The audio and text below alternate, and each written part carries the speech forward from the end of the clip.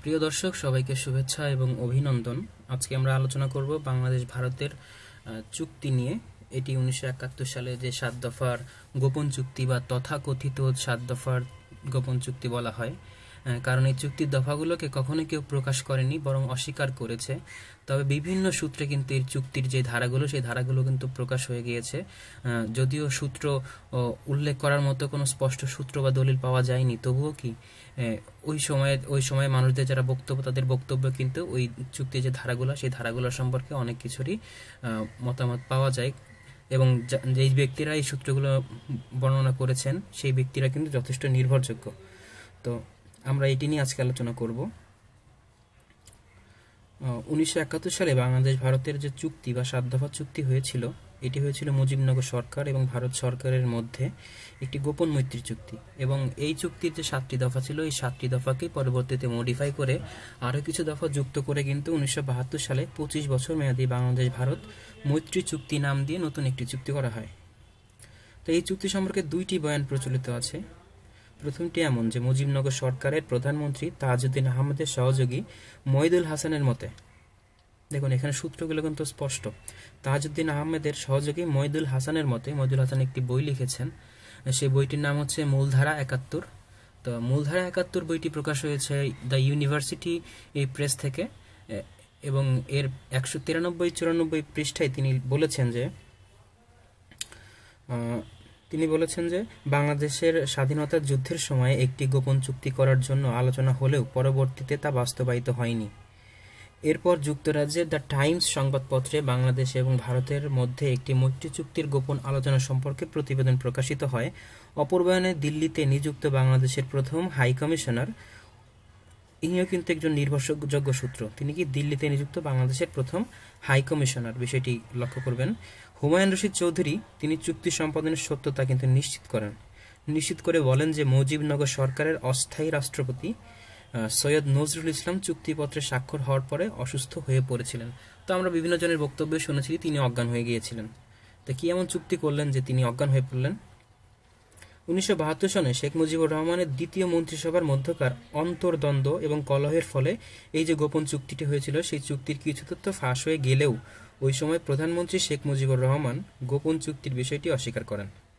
ভারতের পররাষ্ট্রমন্ত্রী শরণ সিং চুক্তির দাবি অস্বীকার করেন এবং একে অপপ্রচার হিসাবেও আখ্যা দেন। অন্যদিকে তাজউদ্দিন আহমেদ বলেন যে গোপন চুক্তি হয়নি, বরং যুদ্ধের সময় ভারত সরকারকে একটি চিঠি পাঠানো হয়েছিল যাতে বাংলাদেশকে স্বাধীন রাষ্ট্র হিসাবে স্বীকৃতি দিয়ে সহযোগী হিসাবে সেনাবাহিনীকে দেশে পাঠাতে বলা হয়, এবং চিঠিতে আরও উল্লেখ করা হয় যে বাংলাদেশ সরকার অনুরোধ করা মাত্রই সেনাদের নিজ দেশে ভারত ফিরিয়ে নিবে। তো আসুন এবার আমরা 7টি দফা সম্পর্কে জেনে নিই। যেহেতু ওই সময় 1972 সনে কিন্তু এই আওয়ামী লীগের মন্ত্রিসভার যে অন্তর্দ্বন্দ্ব, তার মধ্য দিয়ে কিন্তু কিছু তথ্য ফাঁস হয়ে যায়। ফাঁস হয়ে গেলে সেগুলো কিন্তু বিভিন্ন পত্রিকায় প্রকাশ করা হয়। তো এই স্বৈরাচারী আওয়ামী লীগ সরকারের পতনের পরে কিন্তু গত 7ই জানুয়ারি দৈনিক জনকণ্ঠ এই 7টি দফা তাদের একটা নিবন্ধে প্রকাশ করেছে। তো এই 7টি দফা দেখুন, এটি প্রকাশ পেয়েছে 7ই জানুয়ারি 2025-এ। এটির টাইটেল ছিল বাংলাদেশ ভারতের গোলাম করে রাখার সেই চুক্তিতে কি ছিল, দৈনিক জনকণ্ঠ। এই দফাগুলো ছিল, প্রথমটি ছিল কি, বাংলাদেশের স্বাধীনতা যুদ্ধে অংশ না নেওয়া সরকারি কর্মকর্তাদের চাকরিচ্যুত করে তাদের স্থানে ভারতীয় কর্মকর্তাদের নিয়োগ দেয়া। এটি ছিল 1 নম্বর, অর্থাৎ যে সমস্ত সরকারি কর্মকর্তারা মুক্তিযুদ্ধে অংশ নেননি তাদের স্থানে ভারতীয়দের নিয়োগ দিতে হবে।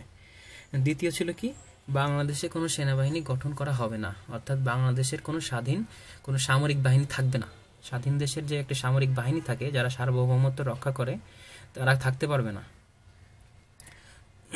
অর্থাৎ এখানে কিন্তু বাংলাদেশকে কি সামরিক দিক দিয়ে একেবারে দুর্বলহীন একটি রাষ্ট্রে পরিণত করার চেষ্টা করা হয়েছে। 3 নম্বরে দেখুন, রাষ্ট্রীয় আইন শৃঙ্খলা ব্যবস্থাপনার জন্য একটি আধা সামরিক বাহিনী গঠন করা। এই ক্ষেত্রে দেখুন যে আধা সামরিক বলতে বা মিলিশিয়া বাহিনী, অর্থাৎ বাংলাদেশে কিন্তু শান্তিরক্ষী বাহিনী নামক একটি বাহিনী করা হয়েছিল, যেটি আধা সামরিক বাহিনী ছিল। অর্থাৎ এবং বলা হয়েছিল যে এই বাহিনীর নিয়োগ, প্রশিক্ষণ, এগুলোর দায়িত্বে থাকবে সম্পূর্ণ ভারতীয় সেনাবাহিনী। এরপরটি দেখুন 4 নম্বর ধারাটি ছিল নভেম্বর 1972 থেকে বাংলাদেশে ভারতীয় সেনাবাহিনী অবস্থান করবে এবং প্রতি বছরের নভেম্বরে দেশের পরিস্থিতি তারা পর্যবেক্ষণ করবে। অর্থাৎ ভারতের 1972 সাল থেকে ভারতীয় সেনাবাহিনী বাংলাদেশে অবস্থান করবে এবং কি করবে, তারা বাংলাদেশের পরিস্থিতি তাদের অনুকূলে আছে কি না সেটি পর্যবেক্ষণ করবে। অর্থাৎ তাদের দাদাগিরি একেবারে সেনাবাহিনী নামিয়ে দিয়ে তারা দেখাবে। 6 নম্বরটি দেখুন বাংলাদেশের বৈদেশিক ব্যাপারে ভারতের নির্দেশ অনুসরণ করা। অর্থাৎ বাংলাদেশের স্বাধীন কোনো পররাষ্ট্র নীতি থাকতে পারবে না।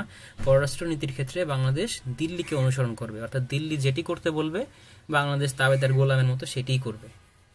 এবং 7 নম্বর ছিল কি, বাংলাদেশের স্বাধীনতা যুদ্ধের নেতৃত্বের দায়িত্ব শুধু ভারতীয় সেনাবাহিনীর প্রধানের হাতে ন্যস্ত করা। তো ওই সময় ভারতের সেনাবাহিনীর প্রধান ছিলেন জেনারেল মানেক শ।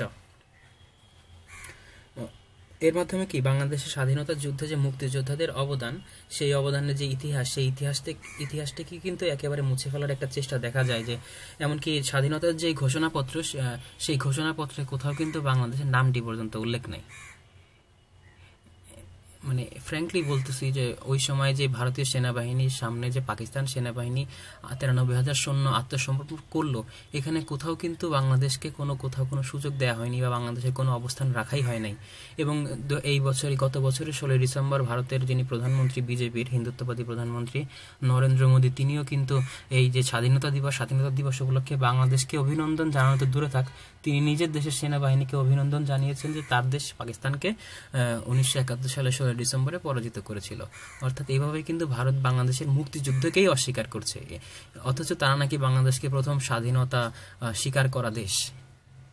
ব্যাপারটি কিন্তু একেবারে বৈপরীত্য দেখা যায়। অর্থাৎ বাংলাদেশকে তারা চেয়েছিল যে বাংলাদেশকে পাকিস্তান থেকে আলাদা করে যে নিজেদের তাবেদারি গোলামী রাষ্ট্রে পরিণত করতে, এটি যে তাদের মূল উদ্দেশ্য ছিল, এটি কিন্তু এই 7টি দফা থেকে এবং তাদের পরবর্তী সময়ে যে কার্যক্রম, এই সমস্ত কার্যক্রম থেকে একেবারে স্পষ্ট হয়ে যায়।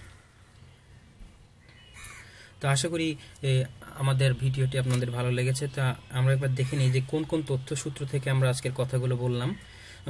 একটি ছিল বিনয় মিত্রের 2016 সালে প্রকাশিত বাংলাদেশ ভারত মৈত্রী চুক্তি, মুক্তিযুদ্ধের ইতিহাস, সত্য অসত্য অর্ধসত্য। এটির প্রকাশিত হয়েছে ইত্যাদি গ্রন্থ প্রকাশ থেকে। এর 191 থেকে 194 পৃষ্ঠা এখান থেকে আলোচনা করা হয়েছে। এবং মহিদুল হাসানের, যার কথা আগে বলেছি যে তিনি ওই সময় প্রধানমন্ত্রীর ব্যক্তিগত সহকারী ছিলেন, তার মূলধারা 71-এর যে বইটি, এই বইটি ইউনিভার্সিটি প্রেস লিমিটেড থেকে প্রকাশিত হয়েছে। এর 193-94 পৃষ্ঠা থেকে আলোচনা করা হয়েছে। এবং মোহাম্মদ নুরুল কাদির, এই বইটি 1997 সালে প্রকাশিত তার বইটি। এই বইটির নাম হচ্ছে 266 দিনের স্বাধীনতা। এটি মুক্ত প্রকাশন নিষি থেকে প্রকাশিত হয়েছে এবং এর পৃষ্ঠা হচ্ছে 325 থেকে 326 থেকে আলোচনা করা হয়েছে। এবং 4 নম্বর যে বইটি আমরা নিয়েছি সেটি হচ্ছে বাংলাদেশকে, এটি বই নয়, এটি পত্রিকা, যে গত 7 জানুয়ারি 2025 বাংলাদেশকে ভারতের গোলাম করে রাখার সেই চুক্তিতে কি ছিল শিরোনামে জনকণ্ঠ যে নিবন্ধটি প্রকাশ করেছে, সেটি থেকে আমরা মূলত 7টি দফা উল্লেখ করলাম।